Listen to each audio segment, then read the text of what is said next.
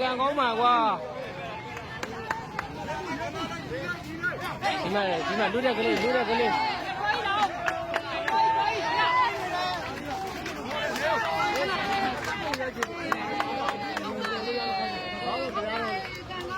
ရေစားနေတာရေ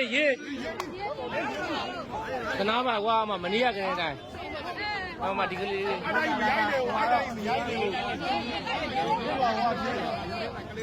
အမဒီကနေရောမနေ့ကကလေးတိုင်းပိတ်မိနေဒီကမှမနေ့ကလည်းပိတ်မိနေမှာပြန်ရလာဘယ်နဲ့ရအောင်ကောင်းရထားမယ်လို့